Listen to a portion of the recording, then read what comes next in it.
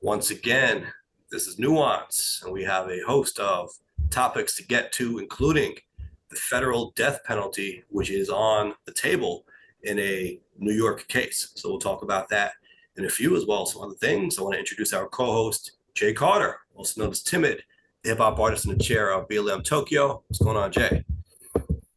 Oh, not much. Well, not much this morning yet. Haven't gotten to it completely yet, but kind of formulating plans for the day in my head. Okay. Of course, it is morning there in Tokyo, evening. Not in Tokyo. I'm not in Oh, Tokyo. it's because I say BLM Tokyo, and so think of Tokyo, Yes. but Japan, nonetheless. Yes. It is morning time over there, evening here in New York and on the East Coast of the US. So it's been a day for me, and actually a week. It's Yeah. only Tuesday. Um, Thinking of what needs to get done this week. It's kind of a busy week, not overly busy, but I do have a hearing this week to prepare for, and I got some events and things going on, some work stuff happening, and I'm looking forward to getting to the other side of the week. It is my birthday weekend, actually, so that's pretty cool. But I'm not even thinking Right. about my birthday now because I'm thinking about what needs to get done this week, right? There is some Mm. music stuff. I'm trying to finish the mixes of these songs, and it isn't a whole lot of work that needs to get done, but I can't focus on that now because I've got this other stuff, and that's something that makes it hard to juggle different things. It isn't always about the time needed on each one. It's about being in that space mentally, if that makes sense. If I'm thinking about these Yeah. pieces that I'm working on, I have a hard time devoting any energy into a creative endeavor outside of that. And so for the music, I'm thinking, man, I wish I had a whole week devoted to just that, even if it's not going to take the whole week. I don't want to be Yeah. distracted with other things. You know what I mean? If I have a hearing to do and I have to put a witness on a stand this week, I'm thinking about that. I'm thinking about my questions, my examination, the cross examination, right? Even if it's not occupying all my time, it's my mental energy that's taking up. Absolutely. Absolutely. And sometimes I do music it's a creative outlet, right? And sometimes do you ever feel a little guilty about doing it if you've got other things that you could be doing? Like No, sometimes you do it because you need to, you enjoy doing it, of course, but sometimes to like get out of that headspace and into something else and into something creative. But when you do that, you think, oh, should have been doing this other thing instead and feel a little guilty for it. that doesn't happen to me. In fact, if anything, it's the opposite. Sometimes I feel guilty for not devoting enough time to the music and to the I feel creative that. endeavors and taking the other work too seriously. But as we've discussed before, I consider all of this work. And Right. it's just funny because, I happen to enjoy the things that I do, but that doesn't mean that I don't consider it work. I consider getting this album done my work, just as I Right. consider these cases my work. And I consider it all part of building that brand, right? I think it all helps me in the marketplace, as we've discussed. So I don't think of it in my mind as, well, this is my job, this is a hobby. No, to me, it's all part of my professional endeavors. And I just need to make time for it. But again, it isn't only a matter of the time, it's a matter of occupying that space. It's weird. It's like if I'm in a music mode, I need to be Right. in that music mode. I Yeah. can't really be in both too much, right? Mm. If I have a lot of mental energy I need to put into finishing these mixes, for example, then that's where my head needs to be. And if I'm thinking about cases, it's going to take me out of that space, right? So Right. it's not a matter of looking at the day and thinking, well, it's 24 hours in a day. Let's say I sleep for 8. Okay, you do the math on that. You have this number of hours left, and I can do this many hours for music, this many hours for law. It's, yeah, you could do it that way time wise, but it's hard for me to switch back and forth from one mode to the other. So I like to just block out maybe an entire week if possible for one or the other. But then you Mm. start to feel guilty if, let's say, you promised yourself you would finish this music project. Maybe you're on an actual deadline because you're working with other people, right?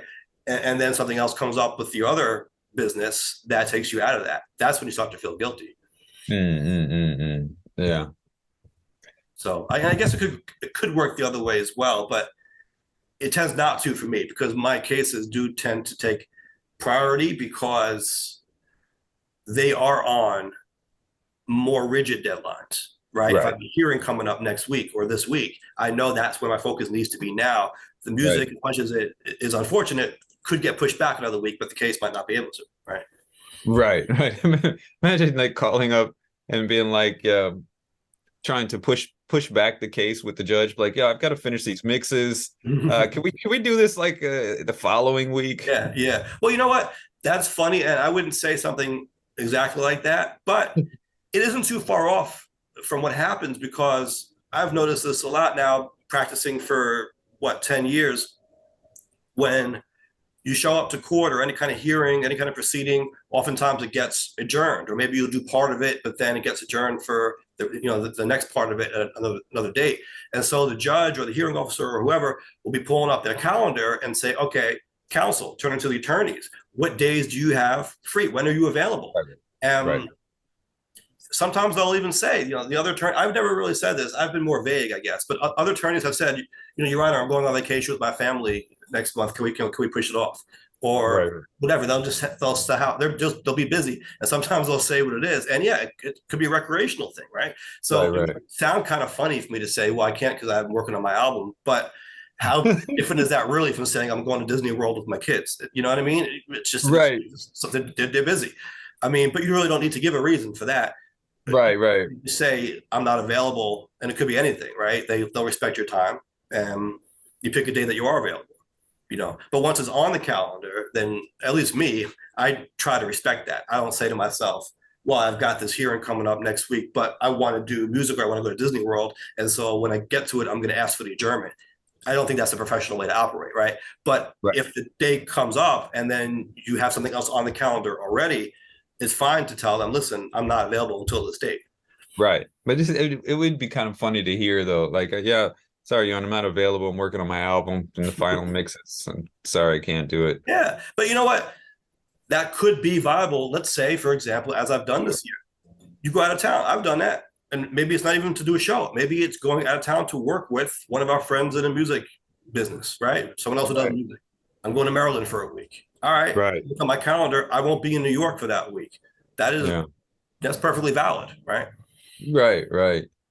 Speaking of music, this week I've actually been doing something not as far as making any new music, but there's a international music showcase coming up in Tokyo in April, and I was asked to be on the listening committee for artists that have submitted to this showcase that they want to come and perform. And so I've been listening to the USA submissions and then the Asia submissions. You did just say Tokyo, right? So we're now Yes. No. It's the okay. the event's in Tokyo, right? Yeah. So it's funny being on this side. Like I've been on music panels before, but being on the listening session to say, okay, well, these are the ones that I rank 1, 2, 3, 4 that I think should go in the showcase, should go on there. It's interesting being on that side of it versus being on the performer side, because I'm listening to these people's submissions. And I'm like, all right, yeah, this is good. The live performance is he's rapping over his vocals. Yeah, I'm not with that. Right. It's kind of So do funny. you think that's a different perspective that you have that the other judges or whomever might not? Well, I don't know who the other people on the committee are, but I think as being a performer myself, yeah, I'm going to be listening with that in mind, like especially like the rapping over the vocals thing. And I know a lot of people do it these days, but yeah, for me that's a big no-no. Right. Right. So Yeah, like no, I'm the even same though way. But right, I think even though that being this almost guy had generational, right? Maybe even a younger judge who performs as well might not think that that's a bad thing because they might do it right, themselves. right. And like even though like this artist had good bars, songs were good. And if he wasn't rapping over his vocals, I probably would have put him as my number one pick. But because he did, like I moved him down to like the third place. Because like you're not performing at this point, right? You're just kind of not even karaoke at this point, because even then you're not doing it over vocals. So yeah, you know.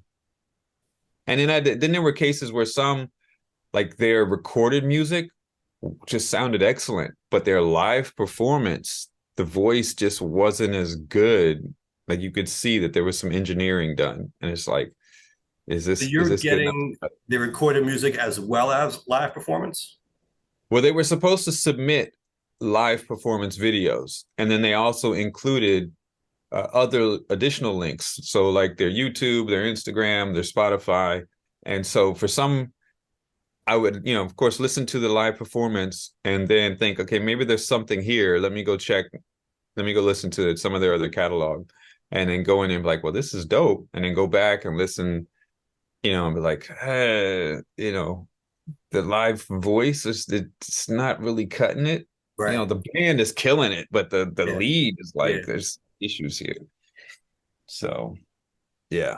Do they tell you what the criteria are that they're looking for that you're trying to Yeah. judge? Okay.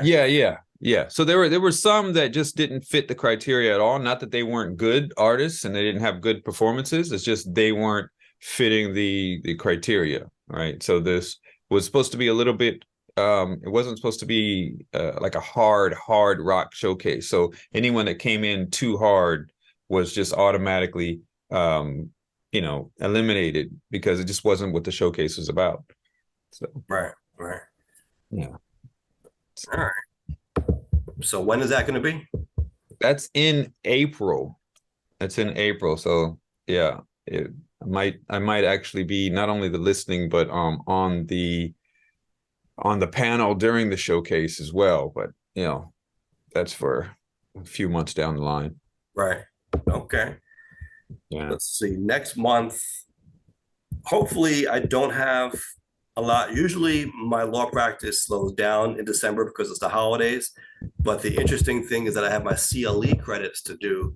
And Mm, they give you 30 days from your birthday to renew your law license every 2 years. I guess they figure you'll remember if it's your birthday month or whatever. It just so happens that mine is in December, and my birthday is actually the beginning of December. So the yeah. way it works out, I essentially have the month of December to take the CLE credits, right, and renew my license. And it just ends up being a whole lot of videos that you sit and watch, for hours and hours and hours. It's you just spend basically full days watching videos, right?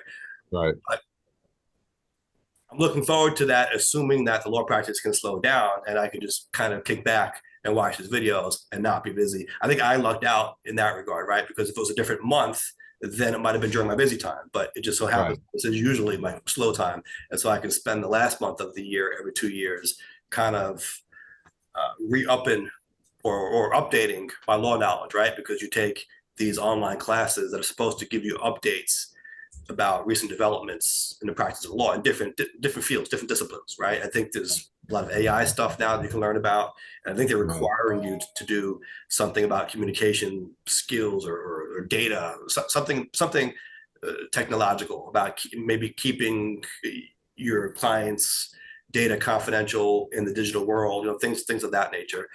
So, Right. kind of looking forward to it, but I know, having done this a few times now, right, that it does drag sitting there for days watching these videos. You do get tired So of it by the how end of it. many hours are required for CLE credits? So I don't want to get the wrong number. I believe it's 24.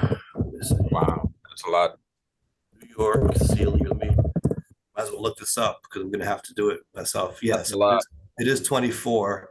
And That's a lot. I mean, even if you do like 2 hours a day oh no, you of don't work, do 2 hours a day. That's what I'm saying. You spend the whole day. At least for me, you could. right? You could break this up. It doesn't have to be that month. I think most lawyers do tend to wait to the last month. You could, in theory, spend the whole year doing one every couple of weeks or something like that, an hour every few weeks, whatever. But Oh, okay. yeah, yeah. It's just, I guess, because you can do it online and because you only do need that 24, we don't consider it that big of a deal. I mean, it is certainly doable to do in a month. Hopefully, you don't wait to the last week and spend the entire week doing that, right? But Right. you know, it isn't bad. The way I tend to do it is I try to do at least 8 hours in a day. This way I can get it done in 3 days. 8 hours of watching videos. Yeah. Oh, yeah, that's tough. Yeah. But it doesn't need to be that. If I want to spend a little more day, I guess it's that trade-off, right? Do you want to get it over with quick in terms of the number of days, or do you want to spend your whole month watching videos a few hours a day? Right. You know, but Right.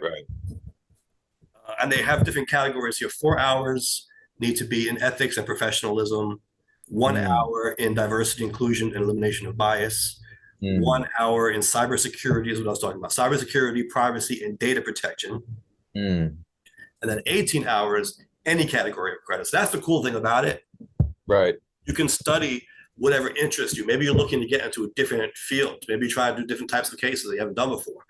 You can watch videos on them and see if you like them, learn a little bit about it, right? It's like I'm, dipping your toe in the water a little bit. that interests me. What interests me about that is you mentioned that there had to be a few hours. I don't remember the exact number, but in elimination of diversity and elimination of bias, 1 hour.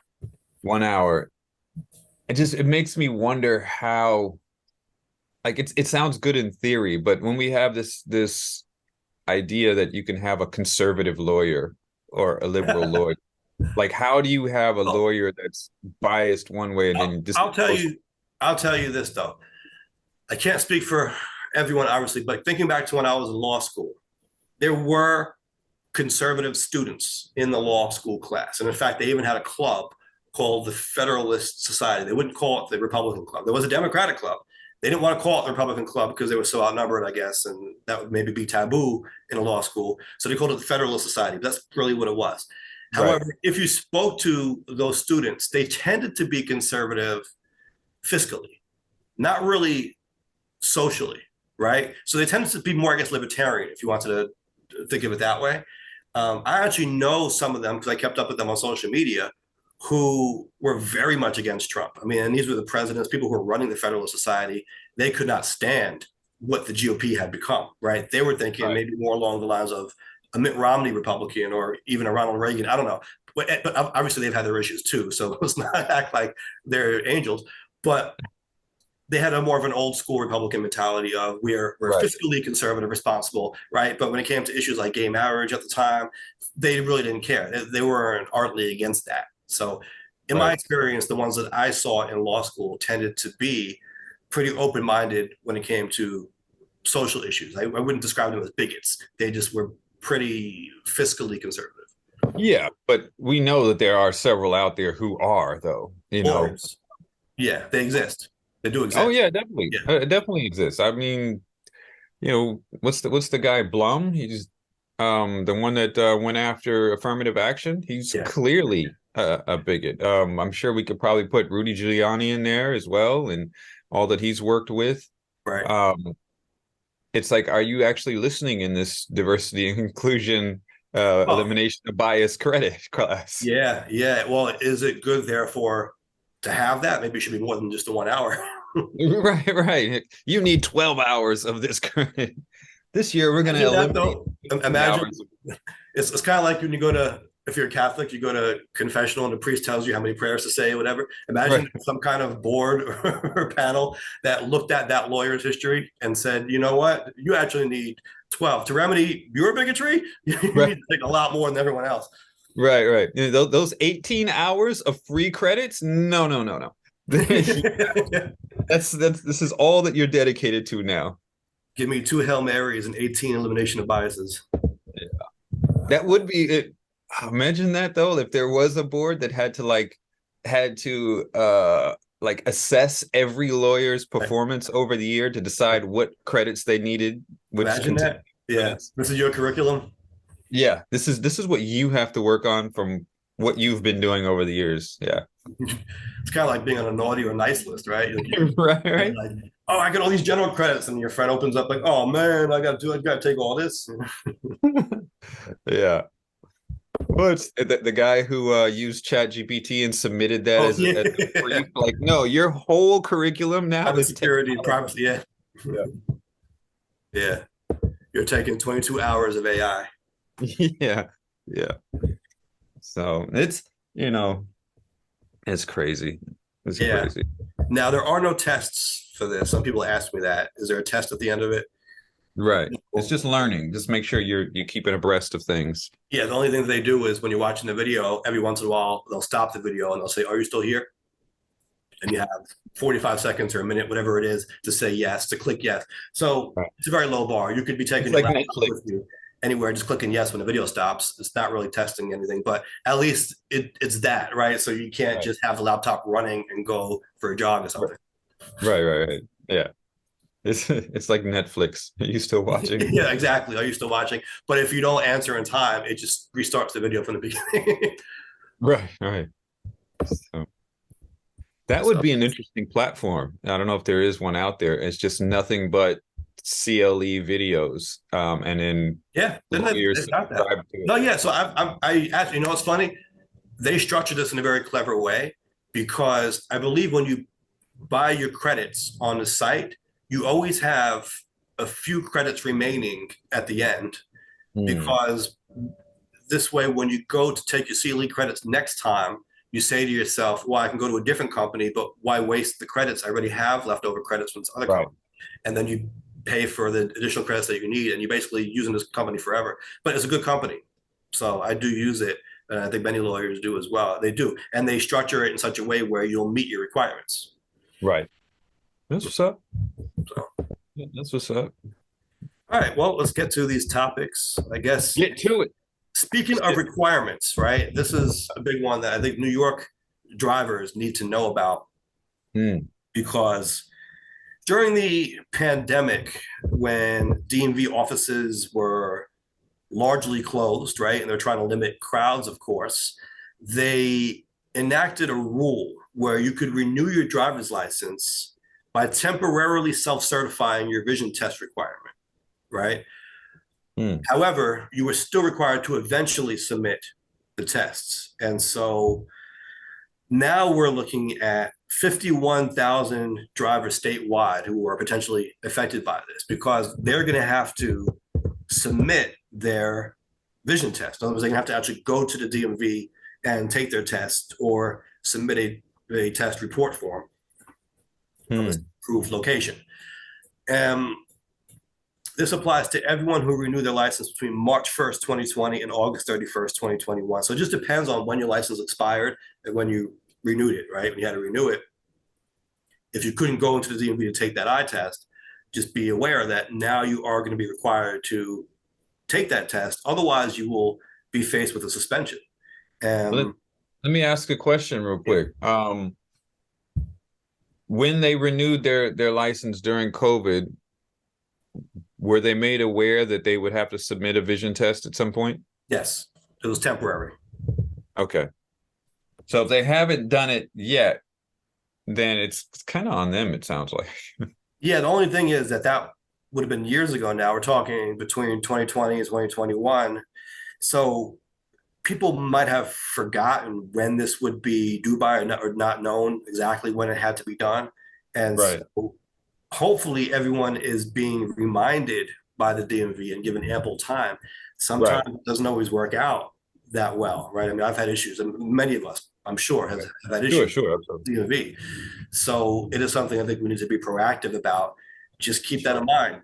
mind, and I'm sure you probably remember now, right? If your memory is jogged, okay, when I renewed my license last time, yeah, it was during COVID and they didn't make me take the vision test. If that is you, just be aware that you need to take that, and maybe if you're not sure, you should call the DMV and find out.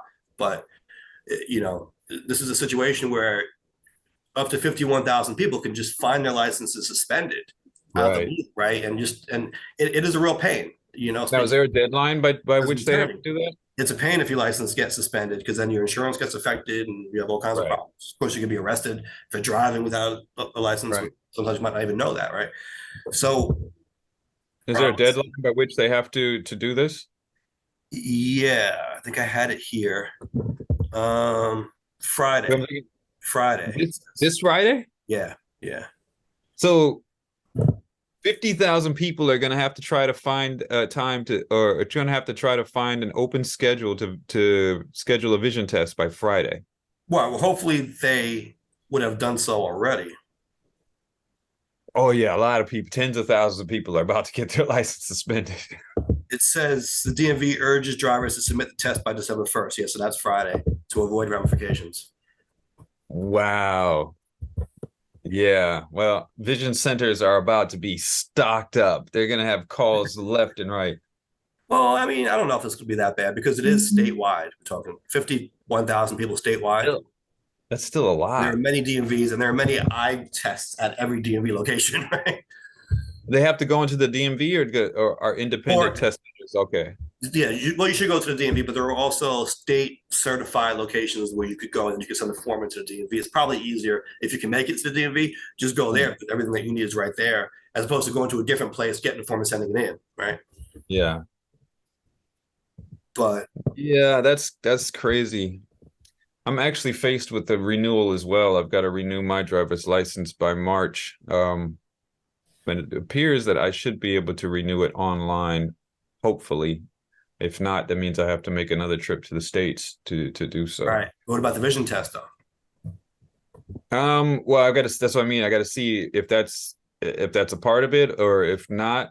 Um, so I know when I first moved to New York, probably at least half of the time I was there, I still had a Florida driver's license because I was renewing it online. Right. And it was just a simple form. But then you get to a certain point where you can only renew it online a few times before you have to make a Yeah. physical appearance. Yeah. And so then And you that's when are I've changed supposed it. to, I know not everyone does it, but you are supposed to put your driver's license in that state that you move to within a certain amount of days of moving. Right. Yeah. Yeah, I just never did it. Um, so yeah, I just never did it, and just it was just easier to go ahead and renew online Right. because Right. otherwise you got to go down to the DMV, you got to wait, you got to go Yeah. through all that, Yeah. Yeah. and Yeah. so yeah, Get a new picture taken and all these different things. yeah. So, but this,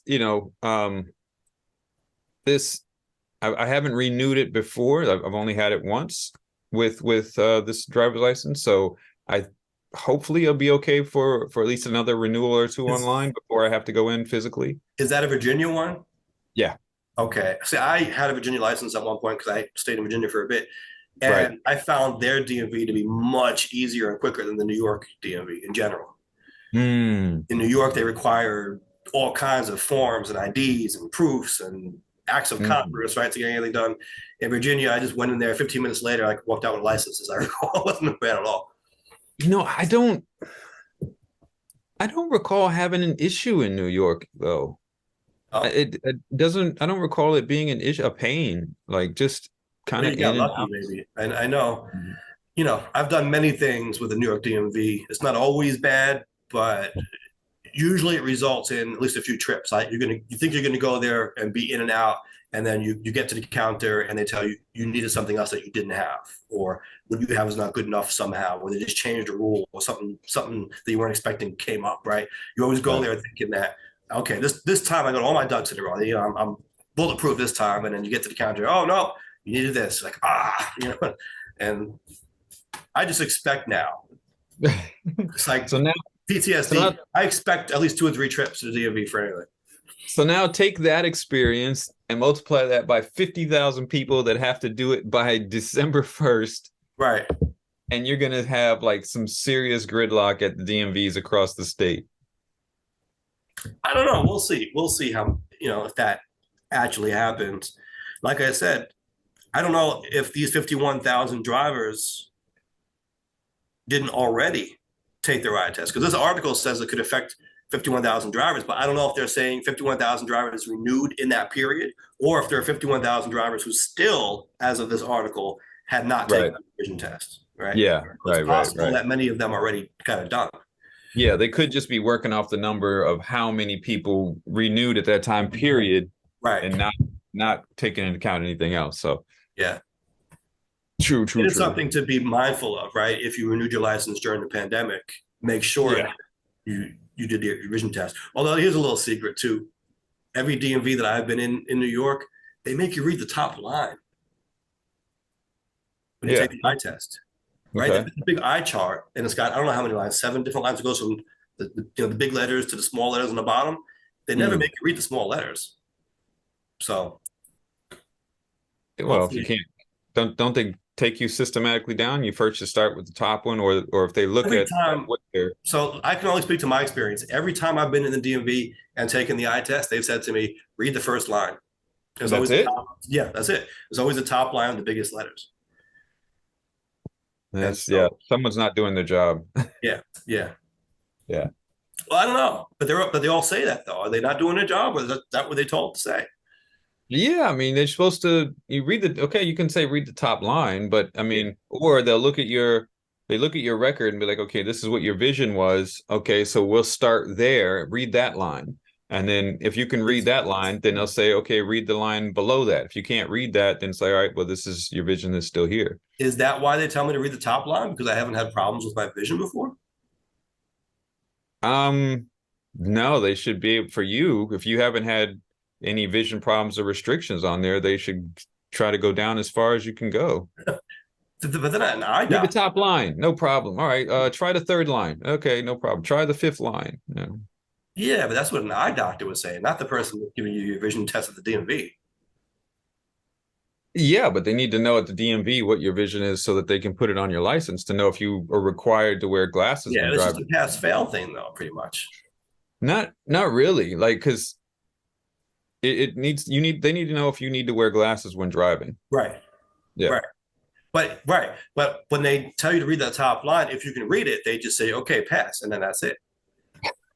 Yeah, that's a weak requirement. Listen, this is only my experience. Anyone out there listening in the chat, let me know. Has that been your experience in New York or elsewhere? For me, that has been my experience. I always thought that was kind of funny that they had this big eye chart, but they're always like, read that top big line. That's very, to me, obvious what it says. Right, right. You would think most people should be able to read that, Yeah, hopefully. yeah. And even if they tell Um, you to take a few steps back, which they'll do, you were just at the counter. You were just at the right. counter giving your application in, looking at the eye chart, and the top line is very big and in your face. And now they tell you to take, I don't know, 6 feet back and read that top line. I mean, you could memorize it also. You know what I mean? Right, The right, system isn't really great. right. So when you walk in, like walk in past the chart, take note of it, and then memorize a few lines. Saying that though, because that might lead to more accidents, right? If people are all just cheating on their eye test, let's try to Some get people accurate do, results you here. But know. I'm saying maybe the system needs to be Yeah, reformed so that we can get better results. right. Absolutely. All right. Well, speaking of reform, we've got the death penalty on the table for the Buffalo mass shooter. Now, Right. for those who don't know, in New York State, we no longer have the death penalty at the state level. And I can talk about the constitutionality or lack thereof of New York's capital punishment system, why that was taken off the table. But at the federal level, it still is an option with some caveats, right? So the last time there was a federal execution in the US was in 2021. Looks like January 16th. Dustin Higgs was Right. executed. Now, this date is very significant. January 16th, 2021. So that's only a few days prior to Trump leaving office, right? Hmm. Since Biden has been president, there has not been an execution at the federal level in the US. Trump, I believe, executed, is it 13 or 17? I had that up here while he was president. It was somewhere in that ballpark, but there It was a hasn't lot. been any since Biden has been president. And in fact,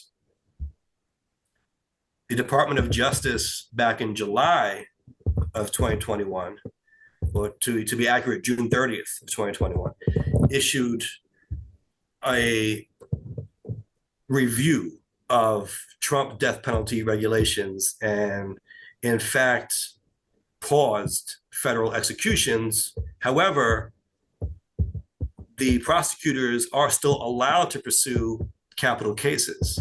So the director from the attorney general did not stop prosecutors from seeking the death penalty in new cases, from pursuing the death penalty in cases in which the Trump administration authorized capital prosecution, from opposing appeals brought by current federal death row prisoners, or from seeking to Hmm. reinstate death sentences that have been overturned by federal appeals courts. So the lawyers, the prosecutors can still go in there and do what they do, but there's a Hmm. pause. And as we've seen, the federal government has not actually executed anyone since Biden has been president. It is up Right. to the Justice Department, right, the Attorney General, to make those calls and those recommendations. in court doesn't necessarily mean the executions will go through, but as far as them being prosecuted and them being recommended for the death penalty, that is still a possibility, right? The Department of Justice can still pursue that. And so that is something that is being discussed now for this Buffalo mass shooter. For those who may not know or might have forgotten, this was evidently a hate crime, right? It was 10 Black people shot at a Buffalo Tops grocery store on May Right. 14th, 2022. The individual is facing life in prison. In fact, he's serving already life in prison after pleading guilty to the New York State charges. Right. That shooting. And so now the question is, of the 27 federal counts that he's now facing, including hate crimes, will the death penalty be sought by prosecutors? And so it raises, I think, an interesting question of whether we believe that the death penalty should be enforced at any level for anything, even something as heinous as this. Mm. Right. And I think it's a question that we've wrestled with for, since the country's been around, right? Right. At some point it was kind of common, but with hangings and whatnot, Yeah. as justice. But then Firing it did squad. change. I'm sorry? Firing squad. Firing squads, all of that things. I believe, didn't Trump want to bring back firing squad, or someone in his I administration want wouldn't to bring back? doubt it. Yeah. Huh? I wouldn't doubt that. The No, last there was someone who wanted to bring back, maybe it was during his presidency, someone in one of the states wanted to bring it back, or someone in his administration. It was on well, the table. last prisoner to be executed at the federal level was killed via lethal injection. Uh yeah, I think that's the commonplace. I believe that's how Timothy McVeigh was killed as well, the Oklahoma City bomber. Right. Here we go. This was March this year. Idaho lawmakers passed a bill this week seeking to add the state to the list of authorized firing squads, which currently includes Mississippi, Utah, Oklahoma, and South Carolina. So Idaho wants to get in on that action. They want to get in on that action. But are they actually using firing squads, or is it just technically still possible but not done anymore? Um, that I don't know if they're actually doing it. But it's people are looking for alternatives to lethal injections after pharmaceutical companies barred the use of their drugs. Yeah, see, So I I was guess, just gonna say it's funny, not funny, weird. Lethal injections to me sound like cruel and unusual punishment, but firing squad sounds even worse to me. um, yeah, there's some, well, but even some Supreme Court justices, according to this article, view firing squads as less cruel than lethal injections, even though the violence with the bullets and all of that. For Wow. some reason, they think it's less cruel. I guess they figure you die quicker and less painfully that way, No, you feel those bullets. unless they somehow numb you or something. I don't know what they would do. And I can see from if pharmaceutical companies are barring them from using their drugs, for a variety of reasons, right? I mean, do you want to be known as like the one making this lethal drug, especially if it's a drug that's supposed to be treating something? Hmm. Your marketing is all screwed up there. So some of the companies are saying that their drugs were meant to save lives, not take them. And Yeah. so, Well, yeah. I'm reminded my father and I never spoke politics much at all. But the one thing that he Mm, did say to me while he was around, which always stuck with me, was his thoughts on the death penalty. And he always said that if it's illegal for a person to commit murder, then it should be illegal for the government to do that, to take a life. I agree. I agree. It does make sense. I can tell you this, in New York, we used to have capital punishment and it was deemed unconstitutional. My understanding of how it went down is jurors in capital cases would be given a choice between the death penalty and life in prison, right? Mm. But the jurors were not able to determine parole. That was left to the judge. And so what would end up happening is there would be jurors who preferred life without the possibility of parole, but they couldn't make that determination. And they were afraid that if they voted for life, the judge would then grant them parole and they'd be set free. And so you had jurors voting for the death penalty because that was the only way that they could ensure that the person would not be released one day. Mm-hmm. That was deemed unconstitutional because these jurors were voting to send people to their death when they would have preferred them to be locked up in prison for life. Right. Yeah, I mean, I'm not with the death penalty. I think we should take it off the table. Even for something as heinous as this, you're talking about a mass murder here, hate crimes, right? Killing people because they're black. Yeah, even in that instance. So not one I for tend to agree with you. And then, if you look at the cost also, look at it from a financial perspective, it always costs the government more money to keep them on death row than it right, does to keep them in prison for life. And some people don't understand that. And of course, you have people who just are thirsty for that punishment, right? And they'll say, well, just kill right, them immediately. But the justice system doesn't work that way. There are appeals that go on for years and years and years. And I mean, you're right, talking about something as serious as a person's life here. And so you can right, understand why that would not be made hastily, right? Why that does take time and why the justice system does take even longer than usual to play itself out in a case like that. I mean, look at right. Dustin Higgs, the last federal prisoner to be executed. This crime that he was convicted of took place in what, 96? 96. 96. And And he was executed in 2021. right, So you're talking what, 25 years later? right. And I think, it does cost, it's pretty expensive to house one inmate. I think in certain places they were saying it was like 50, 60,000 a year for just one inmate or something like that. But at the same time, you got to also, I want to side with one, the no killing, but two, cases where innocent people have fall into this situation, and the chance of executing someone innocent is really what I'm not for. And it's happened. We've seen it happen multiple times. That's a really good point, right?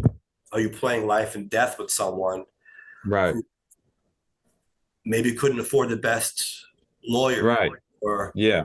the odds were stacked against them for whatever reason, Right. Why is it that Something. that person should be sent to death, whereas the person who had the better legal defense gets to live? Right. So I'm just not for that at all. And I agree with your father on the same thing. If it, why is it, if it's illegal, why is it the government's allowed to do it as well? Yeah, I'm just not for it. There's a book that I read a while back called The Death Penalty on Trial: Crisis in American Justice. And it was written by Bill Curtis.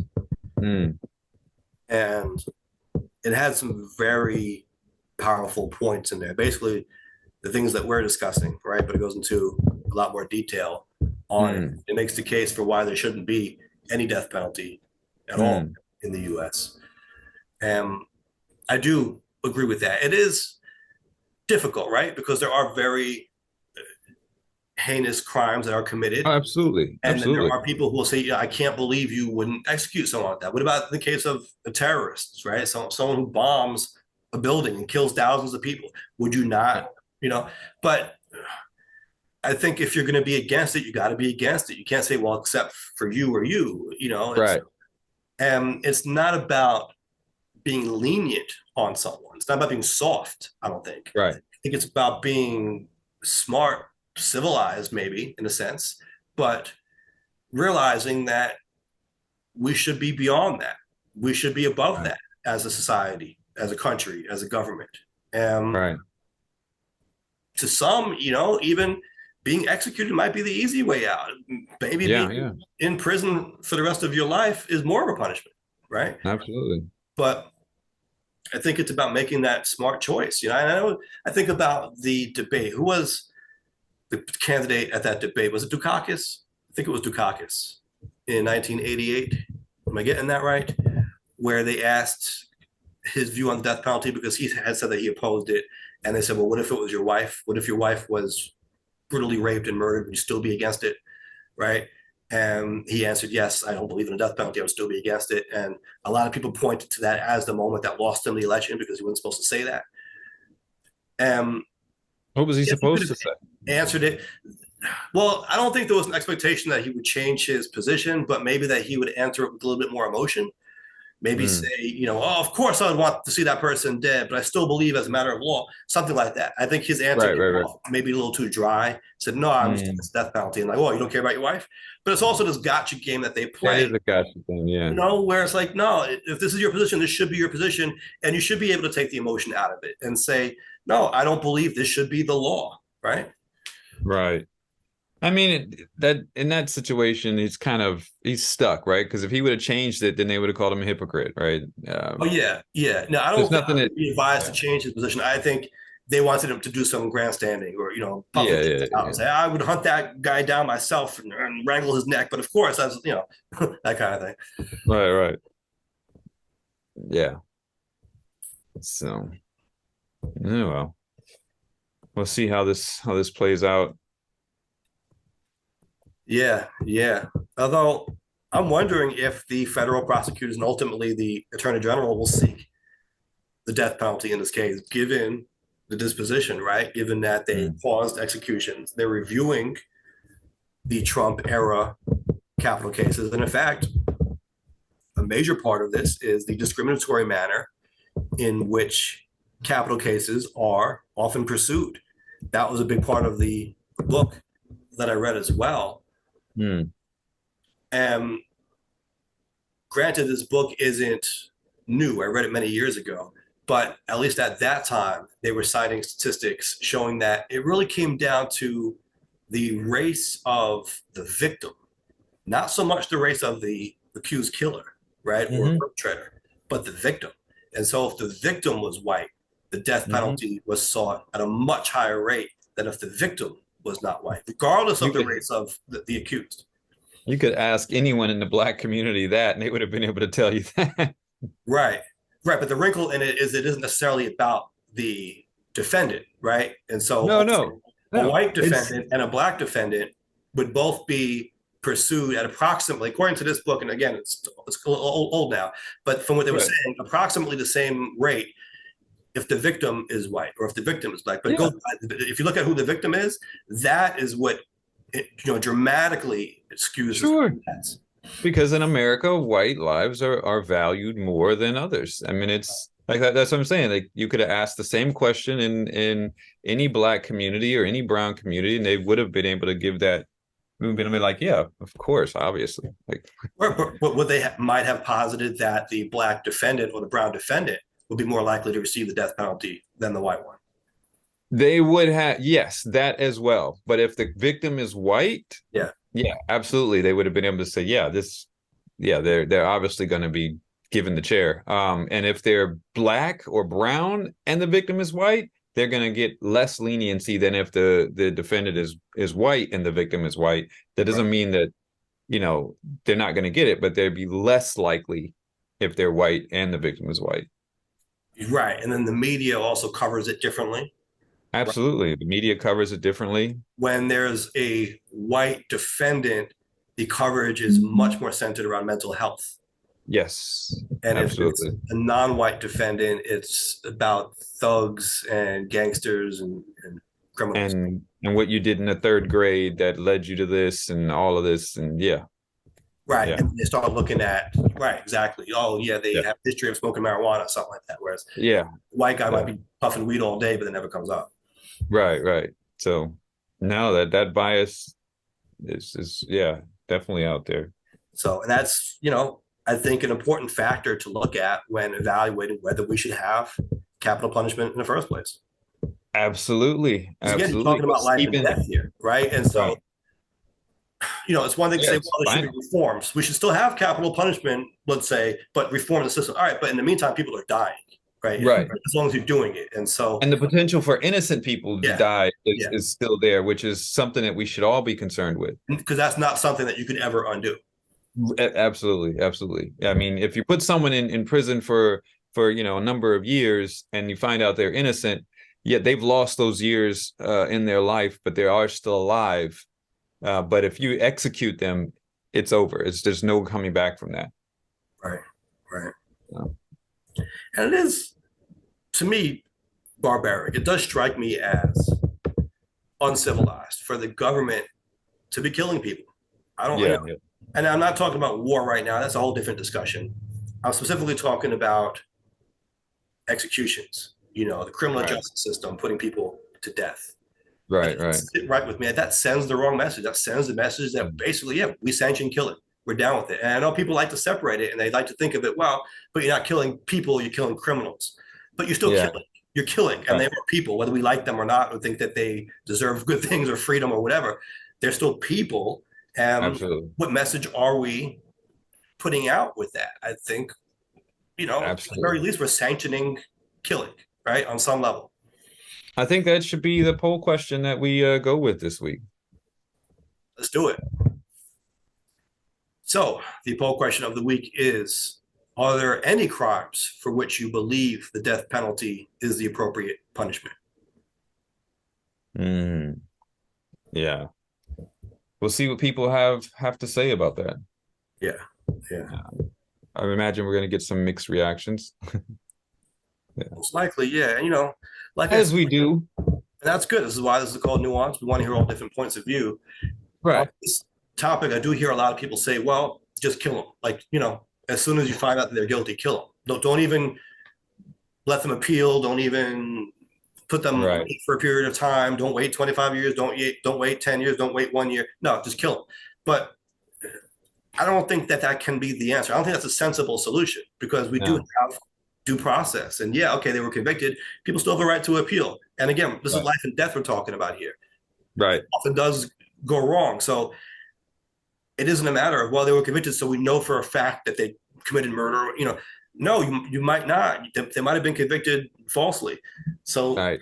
right. So there's that. And then there's also the idea of, okay, even if they were guilty, do we believe that this is something that the state should be or the federal government should be involving itself in? Absolutely.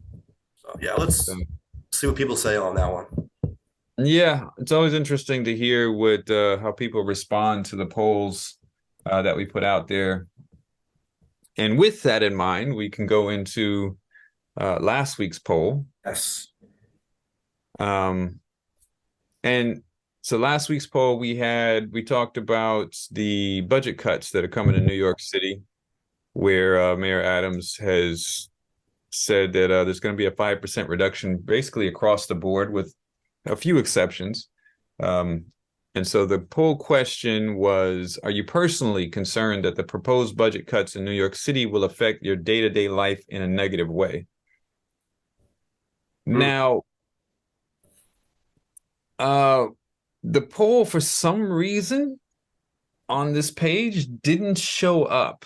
So we don't have the exact poll numbers, but we did get a number of comments talking about this. Maybe that was due to the budget cuts. Yeah, right. The poll budget was cut. Yeah.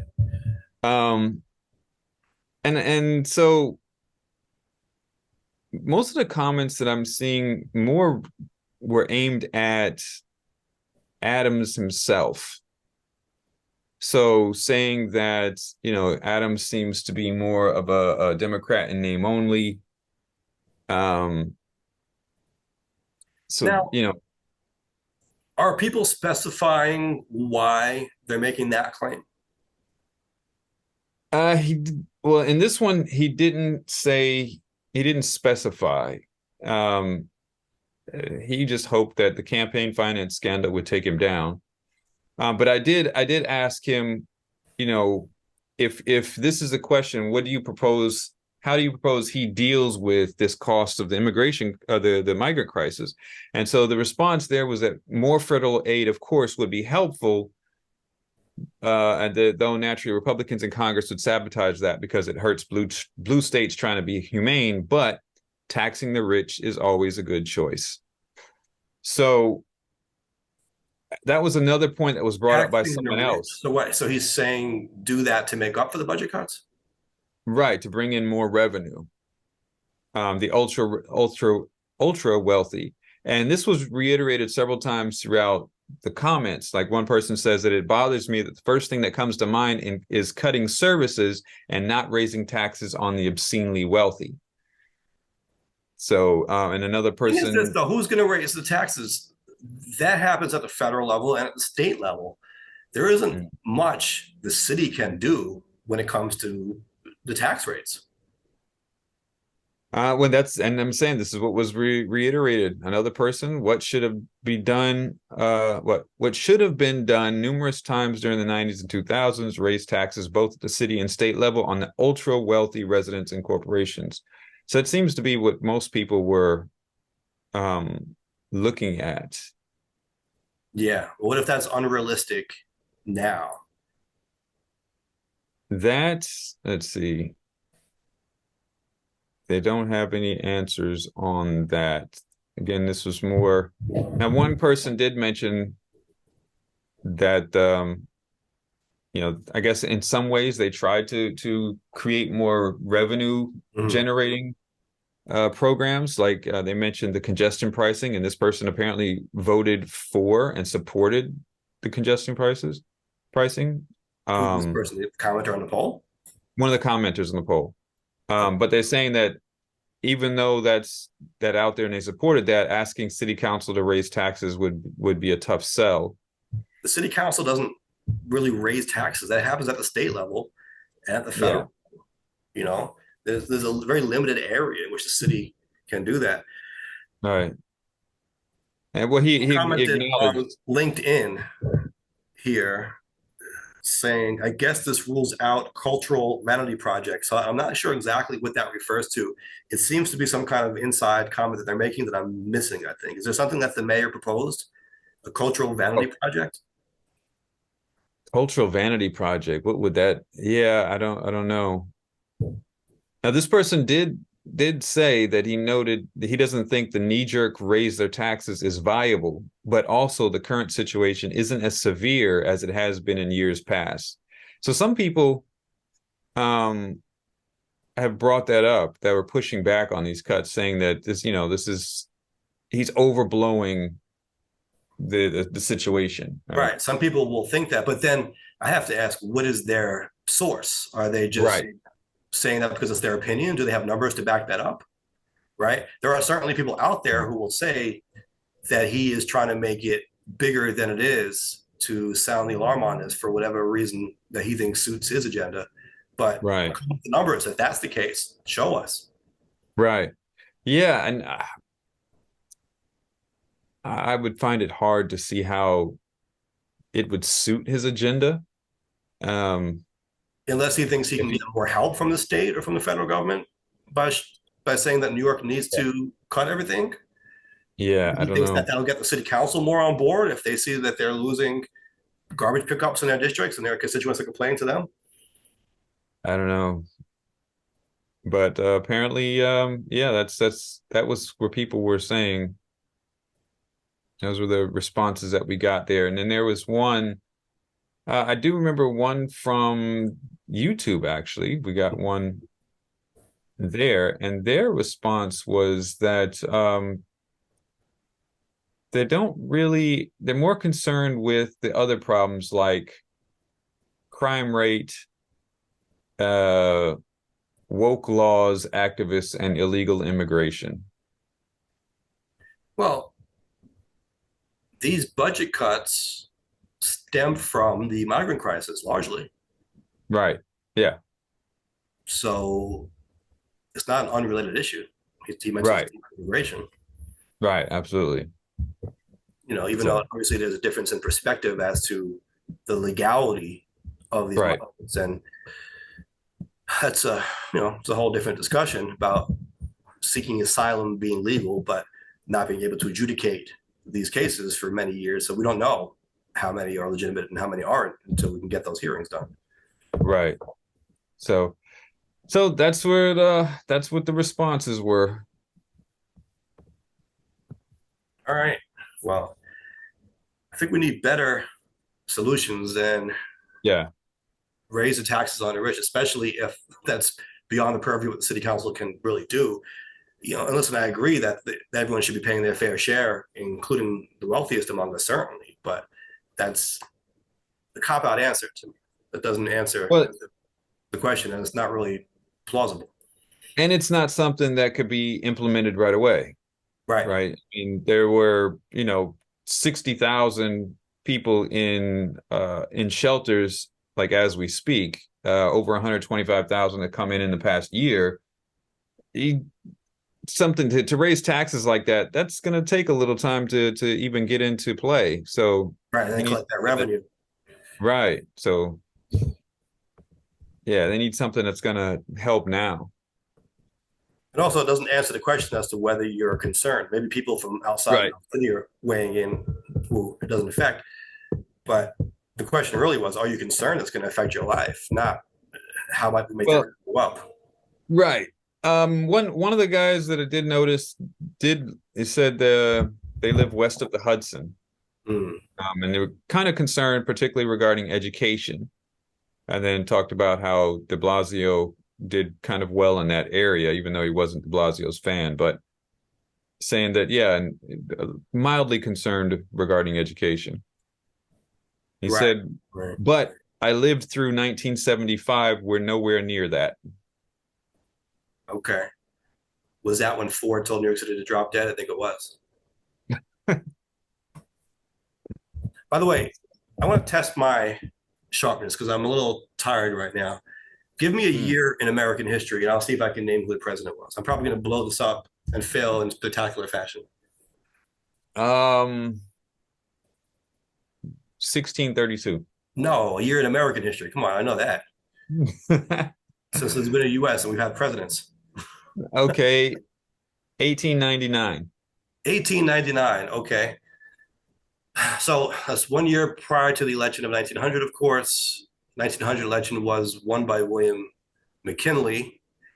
But in 1899, was McKinley president yet? Was that his reelection or was he elected for the first time? I believe that was his reelection. So I believe William McKinley is the answer.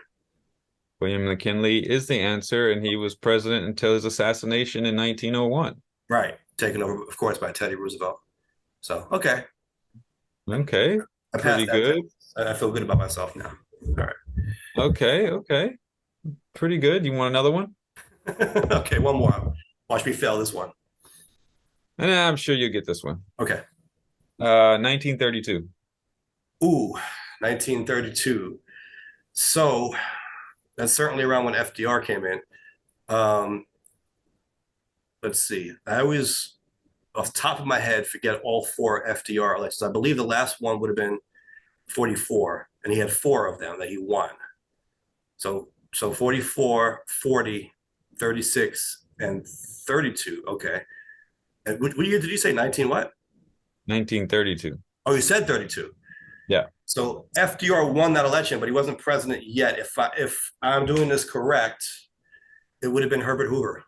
there you go. That All was right. kind of a trick. That would have been a trick. Because yeah, he won in 32, but Yeah. he wouldn't have taken office until 33. Right. And Right. according to this, he was the first Democrat in 80 years to win by a majority vote. Yeah, because that was the post Civil War era where Republicans were very popular for a long time. Right. So, yeah. All All right. right. Cool. Cool. Cool. On the game. Well, I think with that, we can come down to the bottom line. All right. And so, Mike Scala, presidential history guy, what is the bottom line?